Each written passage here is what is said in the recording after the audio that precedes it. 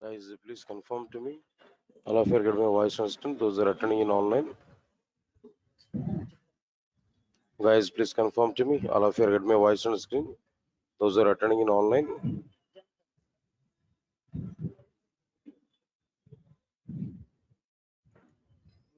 Guys, please confirm to me.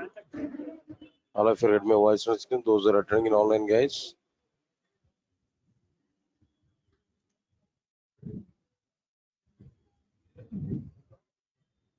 Guys, respond for me. All of you are getting my voice on screen.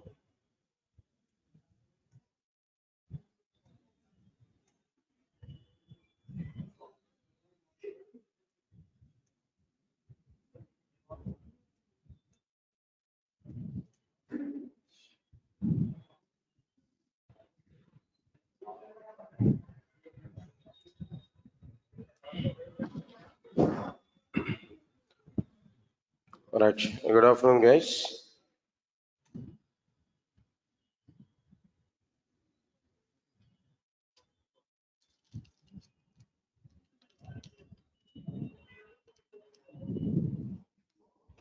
And check it what I completed there in the last session. What topics here we started there. If we observe the content in the last class, here we are discussing about a prerequisite topic. Here we are discussing there. In the prerequisite part,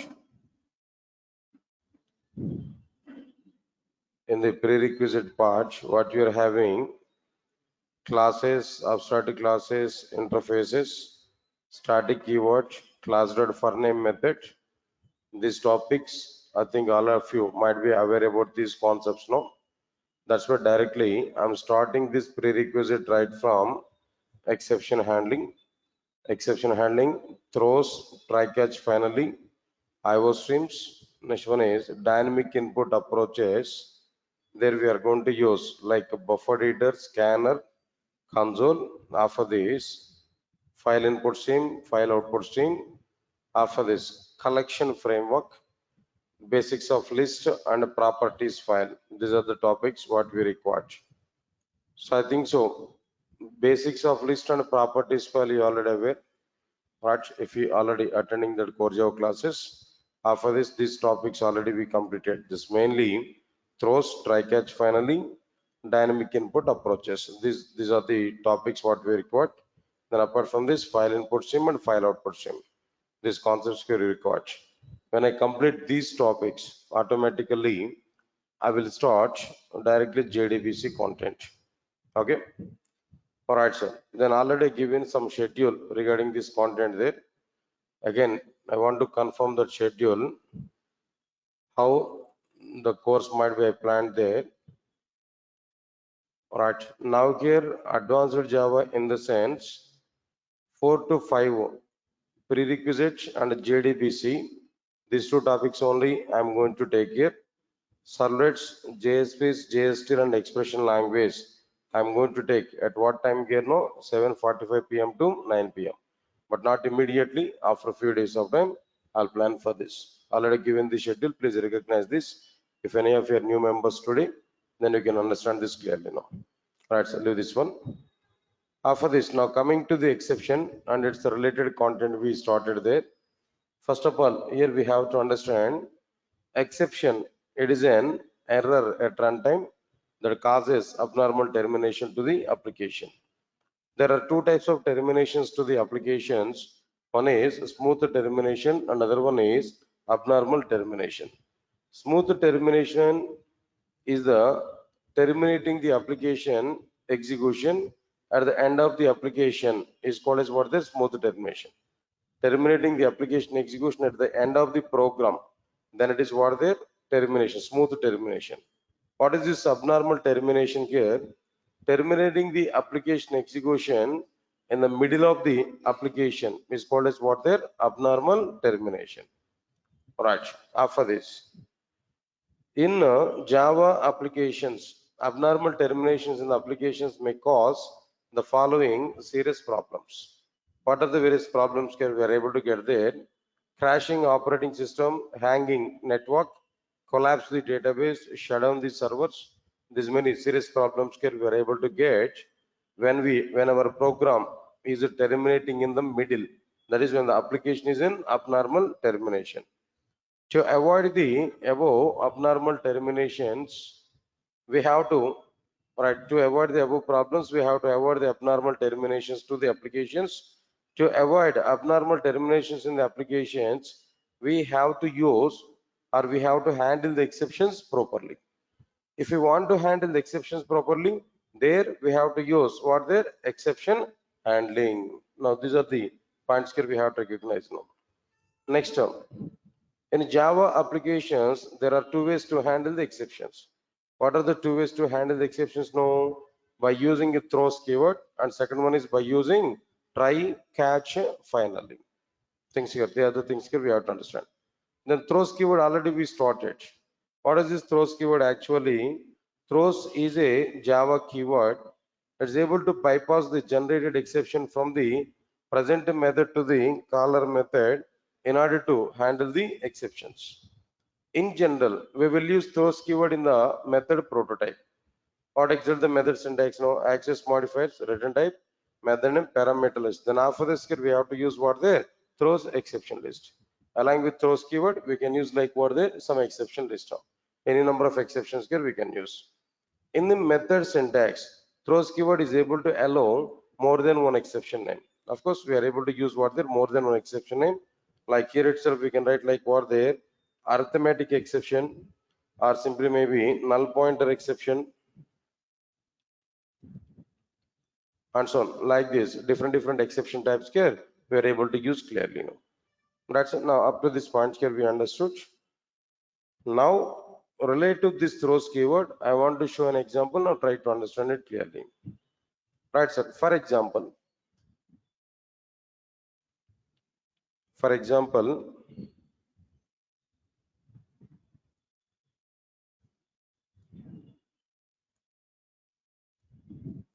understand this clearly, all of you know.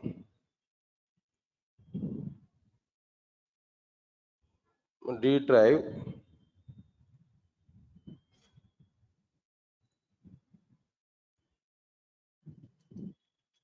ADV Java 4. The folder again I'm taking now. Now inside this folder, file new Java class test. Observe carefully.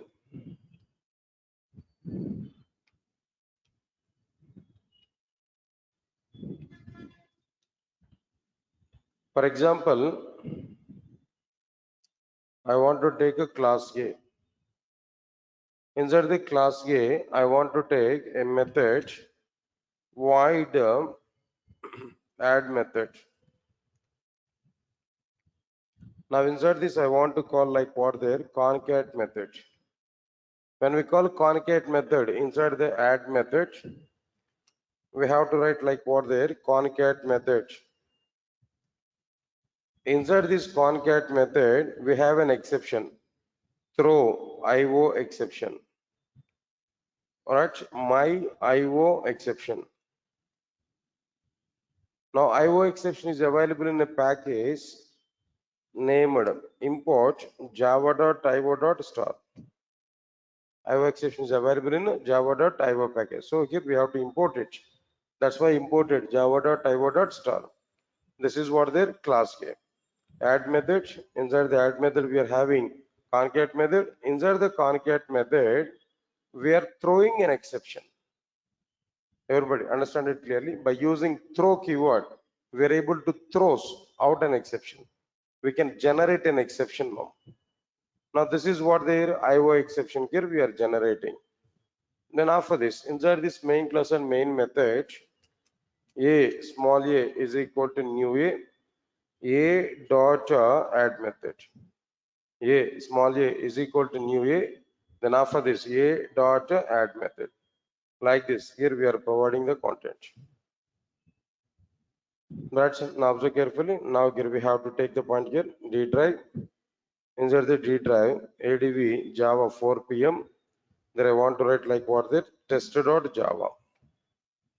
Right? All of you observe carefully. Now here we are writing what the tester.java here we are providing. Try to understand this clearly. Now all of you observe carefully. IO exception is a checked exception that will come, that will identify at a compilation time only. When I compile this, now this exception notice will come to us. At which line we are able to get this exception notice? No, seventh line. At which line here we are getting? No, seventh line. Please recognize this point now.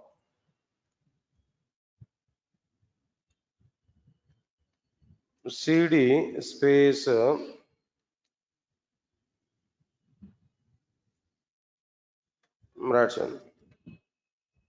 Java C space tester.java. Now here we are getting cannot find IO exception. What's the problem?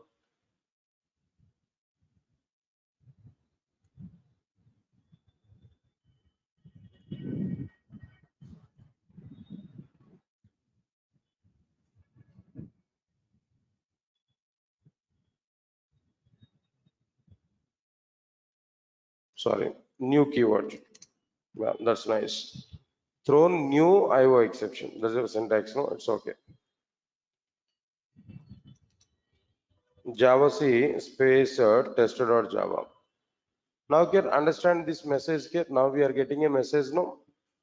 Unreported exception, IO exception must be caught or declared to be thrown.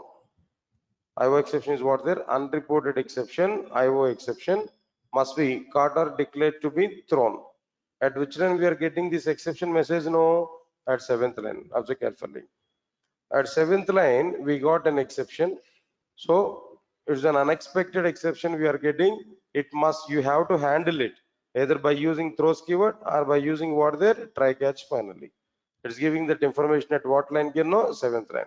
So then what I'm trying to do now, I don't want to handle this exception in the same concat method. I want to bypass this exception to the caller of this concat method. I want to bypass this exception to the caller of this concat method. Who is calling this concat method? Who is calling this concat method? Add method is calling this concat method. There we have to use like what there? Throws. Now we have to use what there? Throws. Along with throws keyword. Either we have to use the same generated exception or super of the generated exception here we can write. At present, IO exception is provided here. So I want to use the throws IO exception. When a compiler identifies this exception, now immediately compiler will recognize the throws IO exception. Then it will bypass this generated exception from seventh line to the fourth line, caller of this concat method. At which line this concat method is called? No, at the fourth line this method is called. So automatically that exception will be bypassed from seventh line to fourth line here. Now let's understand this clearly. Java C space tester.java compiled successfully. There we are able to get, the point is like what there? Unreported exception, IO exception must be caught or declared to be thrown. There we are getting at what line here? Concat method. Exactly at concat method here we are getting this particular content. It's okay. Now okay, at which line we are getting this exception details? No, fourth line. That means previously we got exception from at what line here? Seventh line. That is bypassed to the fourth line or not? This is because of only which keyword? No, throws IO exception. Okay, fine. Next one, observe carefully. All of you understand it clearly, no?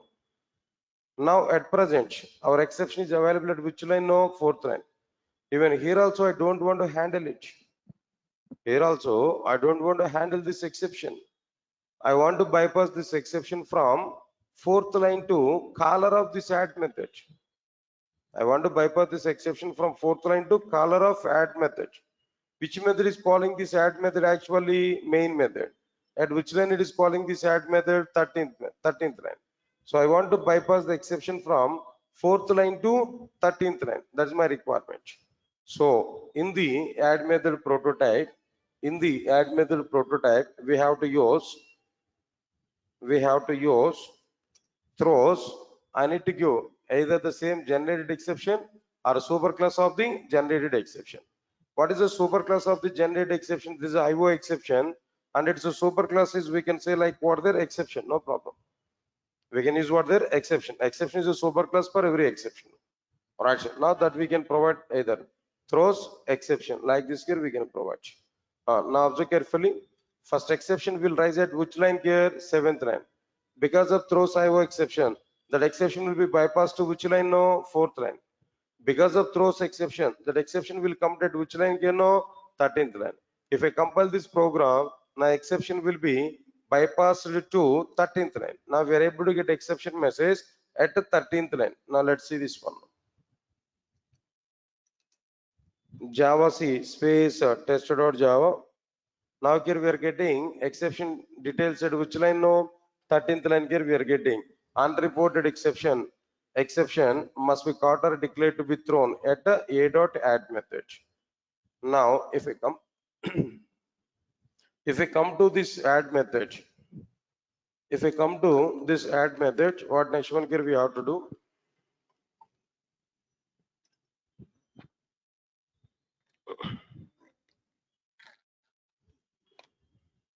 Right, sir. If I come to this add method, now this is available at which line here? No, 13th line it is available. Now inside this main method, and inside this main method also, I don't want to handle this exception. I don't want to handle this exception even inside the main method. I want to bypass this exception from main method to the caller of this main method. Now tell me here, who is calling this main method? Who is calling this main method? JVM. JVM is calling main method. To the JVM, I want to bypass this exception. That's my requirement. So further purpose here, we have to use what there? Throws. Throws. In place of it, either we have to use exception, the generate exception, or we have to use superclass of the generate exception.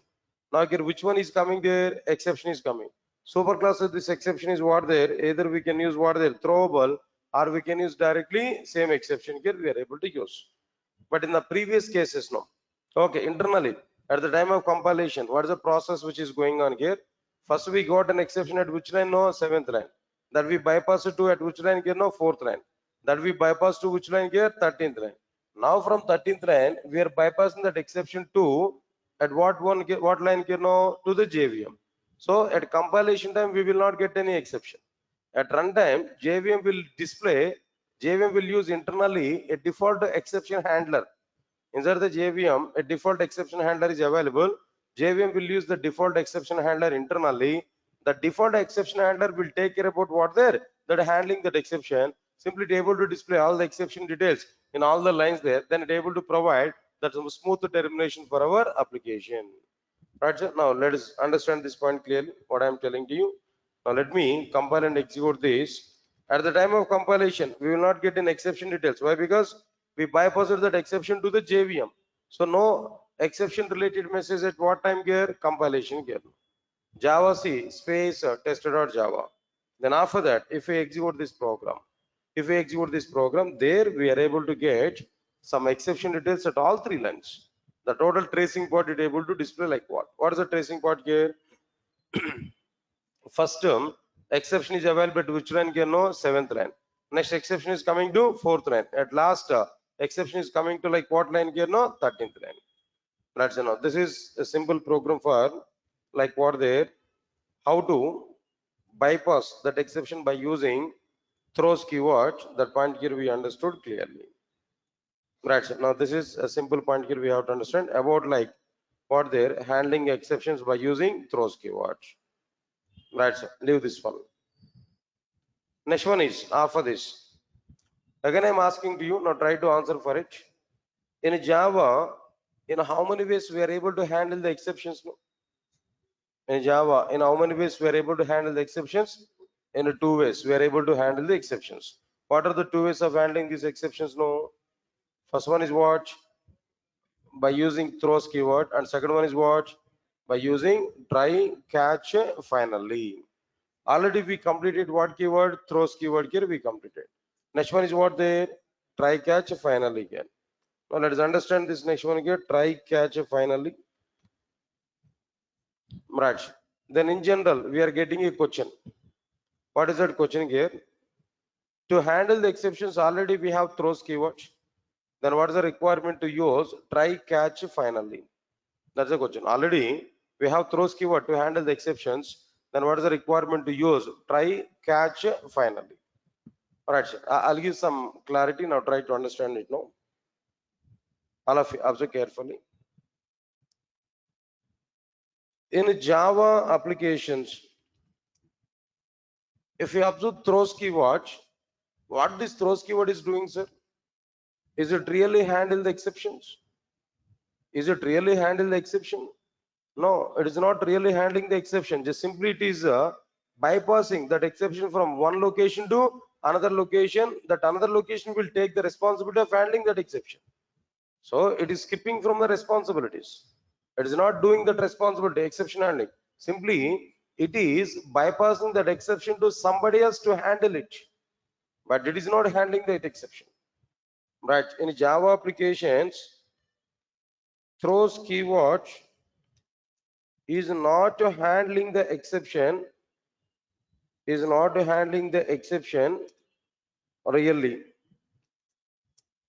It is able to, it is not handling the exceptions really. Okay. It is bypassing the generated exceptions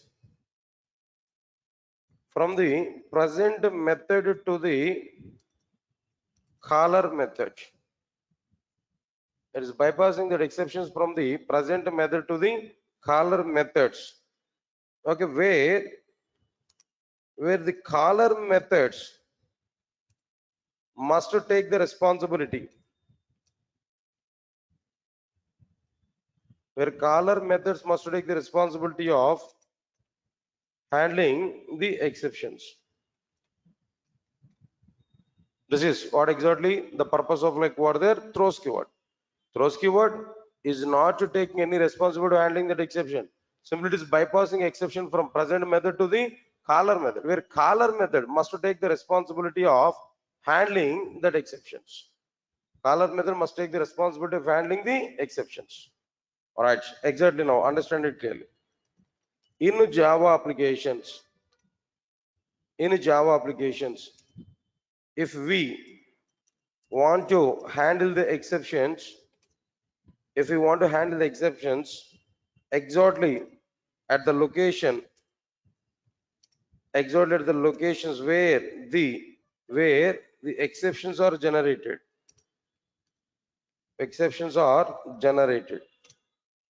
Understand my point here? In Java applications, if you want to handle the exceptions exactly at the locations where the exceptions are generated, then we have to use what there try catch finally. No bypassing, nothing else, no forwarding that exception to some other. Exactly at which location we got an exception, there itself we want to handle that exception. Exactly at which location we have an exception, there only we want to handle that exceptions. Right, in that particular situation, there we have to use what there try catch and finally. There we have to use what there try catch finally. Yes, sir. All of you are getting it or not? This is the point here we have to understand clearly now. After this, after completion of this particular point here, another concept is like what there. Then what is the syntax of this try catch finally? What is the syntax of try catch finally? We have to understand clearly. Try catch exception name reference variable finally.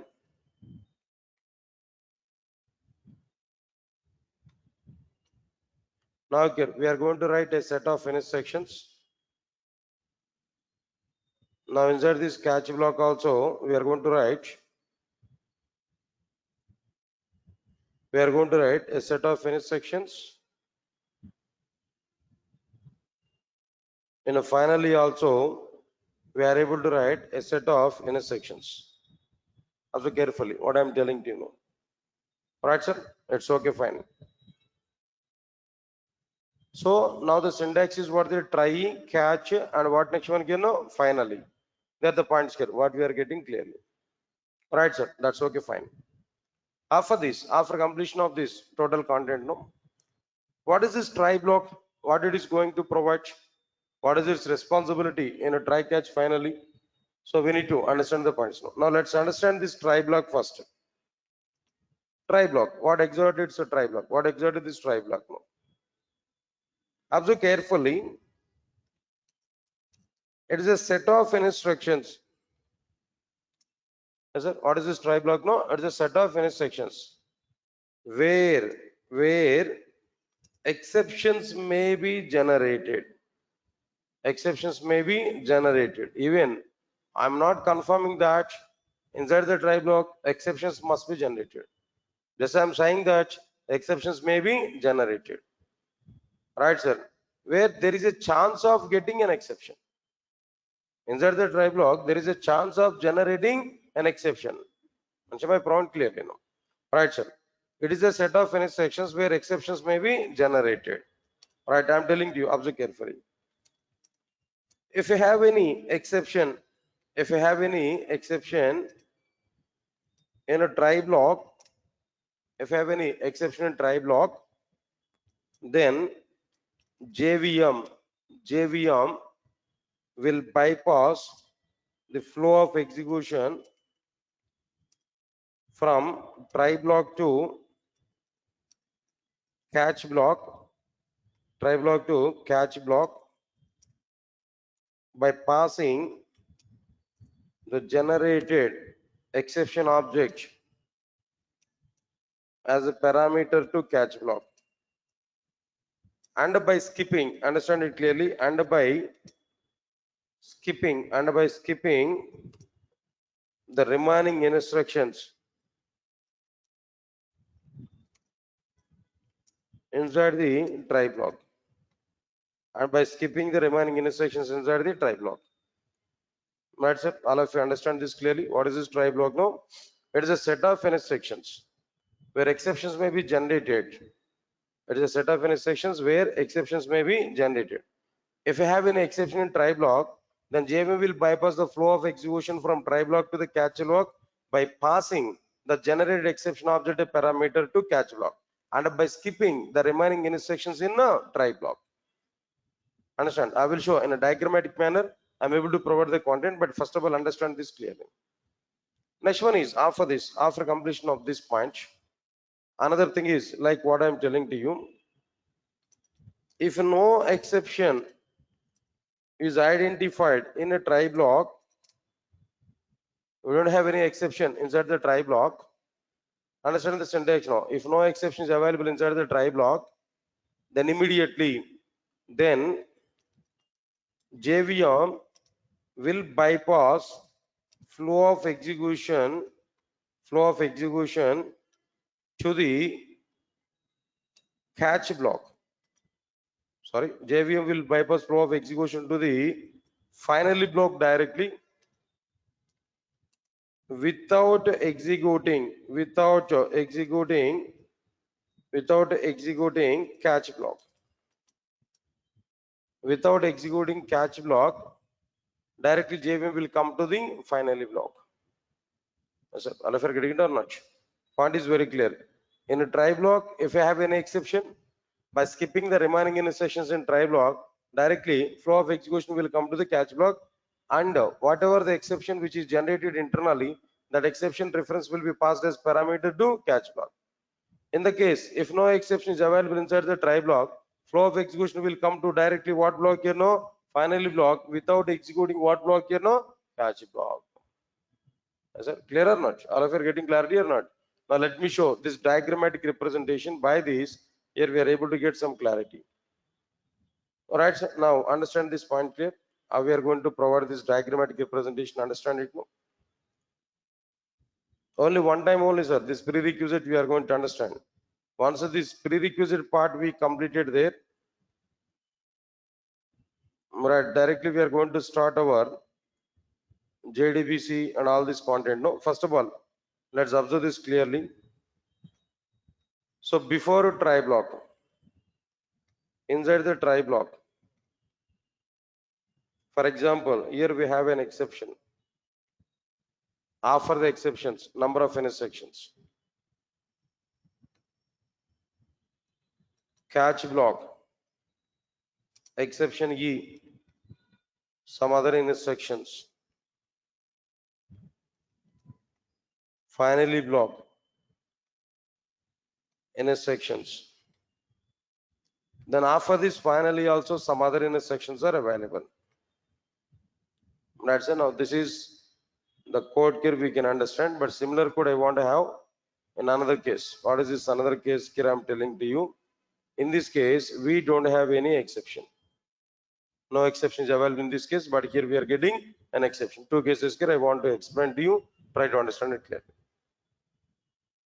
First of all, when we execute this program, flow of execution is started, then it will execute everything before exception. Before exception, whatever the intersections are available, everything will be executed. All right, then it will come inside the try block. Then it will encounter this exception. Inside the try block, an exception is identified. When exception is identified, internally exception object will be created. This is what their exception object. Good. Internally exception object is created. Then from this particular location onwards, JVM will bypass flow of execution to which line here now directly to catch block. When we are getting an exception now, directly JVM will bypass flow of execution to catch block, and by passing the generated exception object reference as a parameter. By passing the generated exception object reference as a parameter exception object. Getting an exception in the sense internally exception object is created. Getting an exception in the sense internally exception object is created. Understand it clearly now. Okay, now here we are getting like what there exception object that we are getting now. After this, whenever we are getting this exception object, then inside this catch block, flow of execution will be executed. Everything inside the catch block will be executed. When it is completing everything inside the catch block now, flow of execution is coming inside like what block here after this finally block. It will execute everything inside the finally block. When it is executed inside the finally block now, automatically all the remaining intersections are going to be executed. Automatically all the remaining intersections are going to be executed. Everybody understand this clearly. So now the content is like what there. Total before try block it will be executed. Inside the try block everything will be executed. Flow of execution will come to catch block now. Inside the catch block these many intersections are executed, but object reference value is coming to this one. Then finally block inside the intersections everything will be executed. After the finally block and everything will be executed here. So this is the flow of execution. But in this overall scenario, one part is not executed. Can you point out it which part is not executed here? No? Inside the try block after the exception. Inside the try block after the exception, these intersections are not executed. Inside the try block, when we are getting an exception, remaining intersections are not going to be executed. Please remember this point clearly. Correct or not? Okay, fine. This is if we are getting an exception in try block. For example, if no exception is identified in a try block, what is the flow of execution here? Now we can understand now.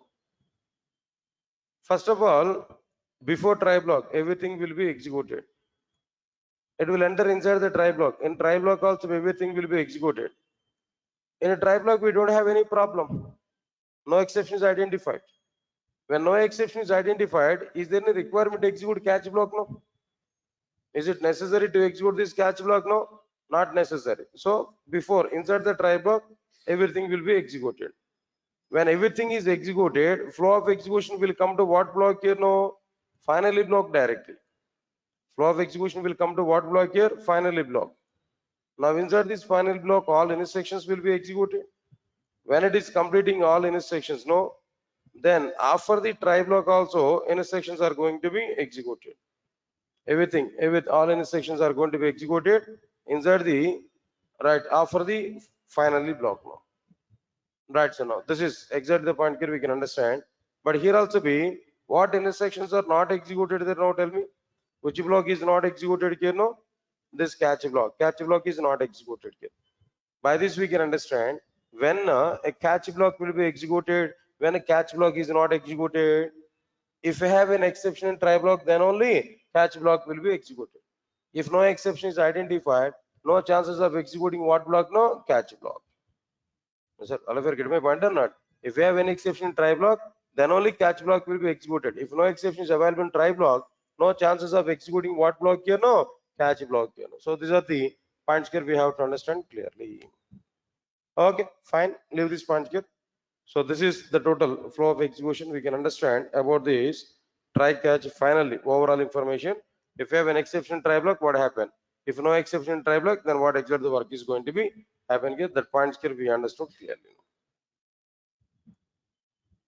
Right, sir. That's fine. Next one is after completion of this catch block. Understand it? Catch block. What is this catch block? What is the purpose of the catch block? What we are getting about this catch block? So this, all of you understand this, no?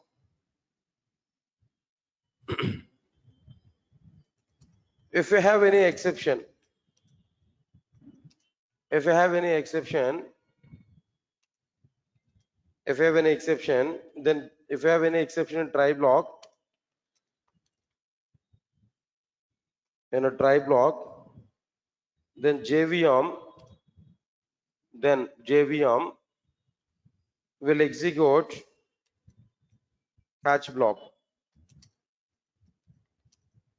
If no exception is identified, if no exception is available in a try block, then JVM will not execute catch block.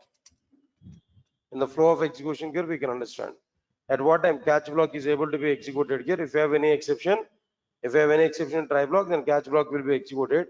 If no exception is available in try block, then JVM will not execute catch block here. Understand it clearly? One point. Next one is after this, after completion of this point, no, another thing is like what there. What is the purpose of the catch block? It's okay. Flow of execution point of view, execution is okay. But what is the purpose of the catch block now?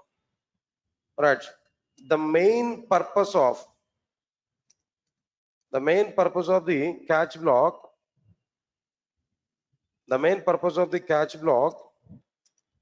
is to catch the exception from try block and display the generated exception details on console.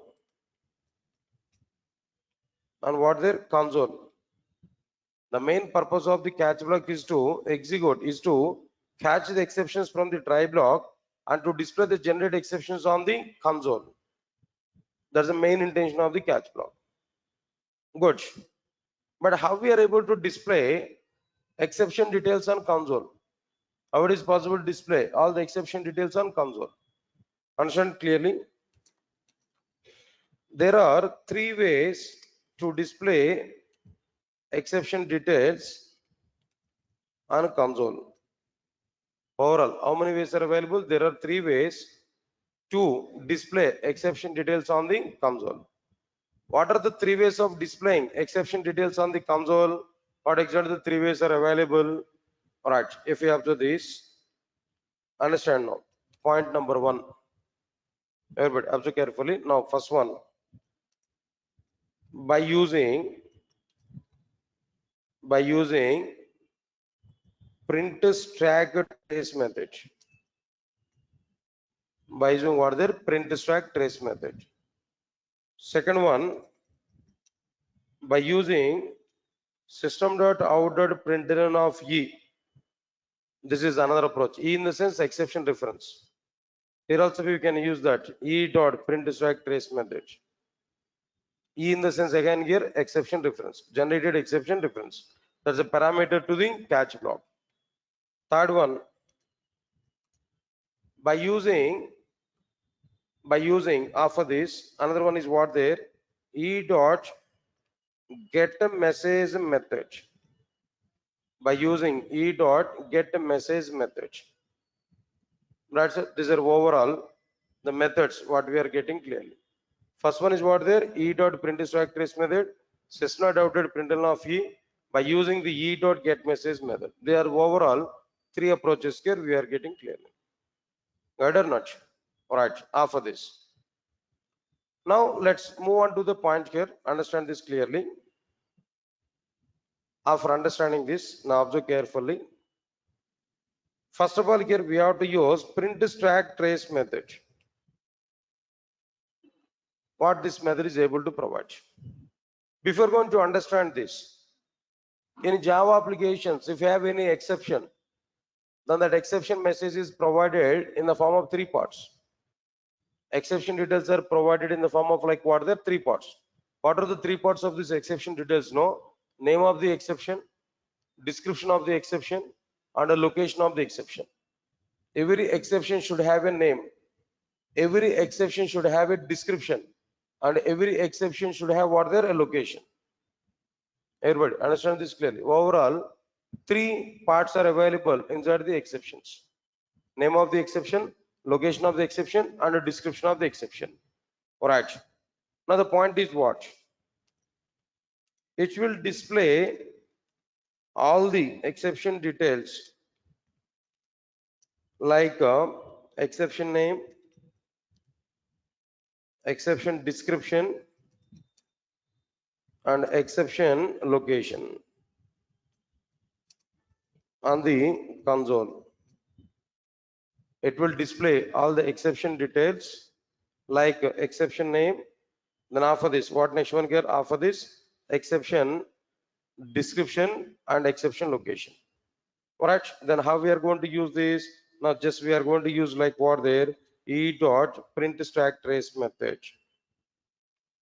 E dot print stack trace method. That's it. Now this is an example here we can understand clearly now. All right, sir. Now this is completed. Second one is what? After this, by using system.out.println method. System.out.println method. System.out.println of e. This is a second approach. Okay. What we are going to do this in this approach now. In Java applications, when we pass an exception object reference, an exception object reference variable as a parameter to system.out.println method. In Java applications, when we pass an exception object reference variable as a parameter to system.out.println method, system.out.println method, then JVM will access which method, sir? Now tell me. Come on, when we pass a reference variable as parameter to system.out.println method, which method will be executed? Try catch up. What I am asking, what you are responding, sir? Simple question. When we pass a reference variable as parameter to system.out.println method, internally one method will be executed. What is that method? As exactly toString method. ToString method is a response I required, not try catch finally. Fine. ToString method will be executed. Understand my point here. JVM will access ToString method over the provided exception reference variable. Is that clear up to now, up to this point here? In Java applications, when we pass an exception object reference variable as a parameter to system.out.println method, then JVM will access toString method over the provided exception reference variable. Clear? Okay. After this, after completion of this point, no, toString method will be executed. Then what is the story? No. All right, sir. In Java, all exception classes in Java, all exception classes have provided their own implementation to the toString method by overriding object class toString method. Is it? Got my point or not? Initially, toString method was available in object class. It was overridden in all the exception classes. All right, that's why I'm saying that point now. All exception classes have provided their own implementation to the toString method by overriding object class toString method in such a way that to return the exception details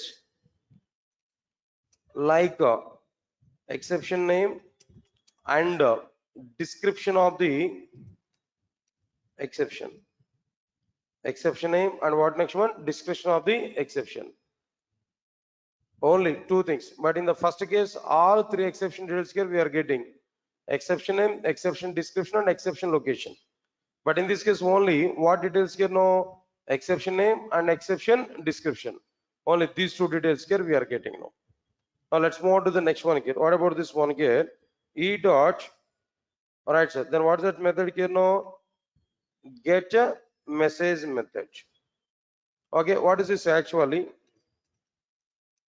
It's able to return only the description of the exception. It's able to return only what the description of the exception. Sir, got or not? It's able to return only description of the exception. That's it. Now let's see this point here. Just I want to take one simple example. Now I don't want to use this program here. Then direct I want to go with some other content here. Observe carefully. Here I don't want to use even this one. They were not required this part here.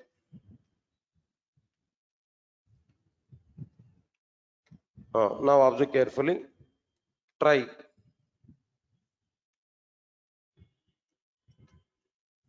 Catch exception. E dot print stack trace method. One line space here I want to provide. System dot out dot println of system dot out dot println of e. Again one line space here I want to provide. System dot out dot println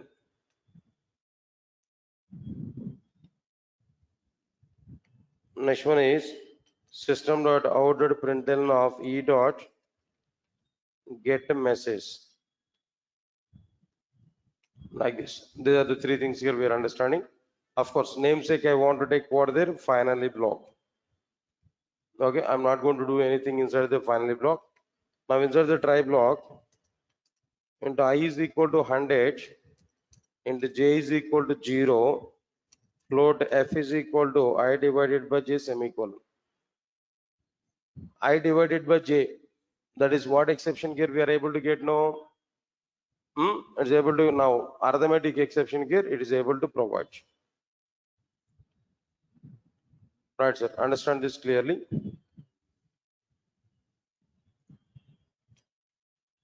Java C space test.java compiled successfully. Java space test. See this one. All three different types of messages here we are getting. First one is what the name of the exception /0 description. At which location this one? This total thing is because of print stack trace method.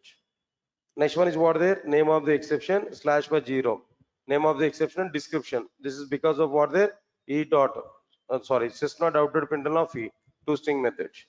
Last one is what there /0 only exception description. This is because of what there e get message method. That's it. So this is a program. Then all the details here we provided, we can understand it. Now here we are able to get all these details. No, try to understand it. That's it. So overall, this total process here we understood that. Now this is about like what there catch block now. So the next one is like what there we have to understand finally block. So in finally block, what is going to be happen that we have to understand. Once it is completed there, then almost all we are going to complete this try catch finally, then we'll move on to the next concepts there clearly now. Right, that's all fine. So tomorrow I'll continue the remaining part here, this content here. Just within few minutes I'll start core Java class here at 5 o'clock. Now try to attend for it. Thank you.